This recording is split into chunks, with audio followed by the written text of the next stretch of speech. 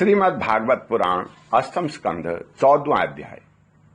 इस अध्याय में आज आप सुनेंगे मनु आदि के पृथक पृथक कर्मों का निरूपण।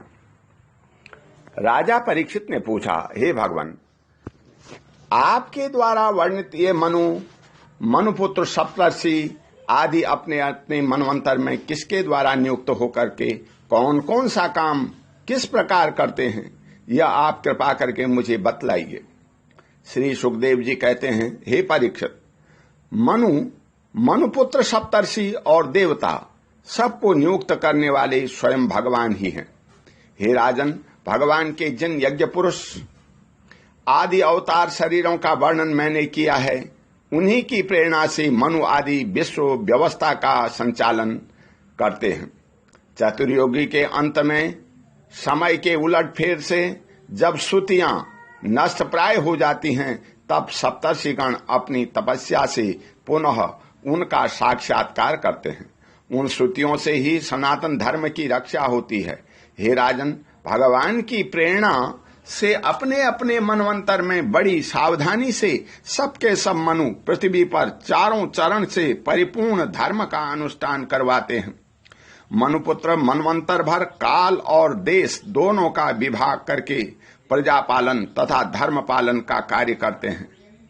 पंच महायज्ञ आदि कर्मों में जन ऋषि पितर भूत और मनुष्य आदि का संबंध है। उनके साथ देवता उस मनवंतर में यज्ञ का भाग स्वीकार करते हैं। इंद्र भगवान की दी हुई त्रिलोकी की अतुल संपत्ति का उपभोग और प्रजा का पालन करते हैं।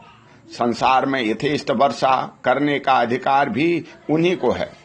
भगवान युग युग में सनक आदि सिद्धों का रूप धारण करके ज्ञान का, याज्ञवल्क्य आदि ऋषियों का रूप धारण करके कर्म का और दत्तादे आदि योगेश्वरों के रूप में योग का उपदेश करते हैं। वे मरीचि आदि प्रजापतियों के रूप में सृष्टि का विस्तार करते हैं, सम्राट के रूप में लुटेरों का वध करते हैं और शीत उष्ण आदि विविध गुणों को धारण करके काल रूप से सबको संहार की ओर ले जाते हैं। नाम और रूप की माया से प्राणियों की बुद्धि विमूढ़ हो रही है, इसलिए वे अनेक प्रकार के दर्शन शास्त्रों के द्वारा महिमा तो भगवान की ही गाते हैं, परंतु उनके वास्तविक स्वरूप को नहीं जान पाते। हे परीक्षित, इस प्रकार मैंने तुम्हें महाकल्प और अवांतर कल्प का परिणाम सुना दिया। पुराण तत्व के विद्वानों ने प्रत्येक अवांतर कल्प में 14 मनवंतर बतलाए हैं।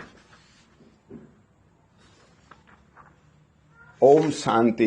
बोलो श्री कृष्ण भगवान की जय।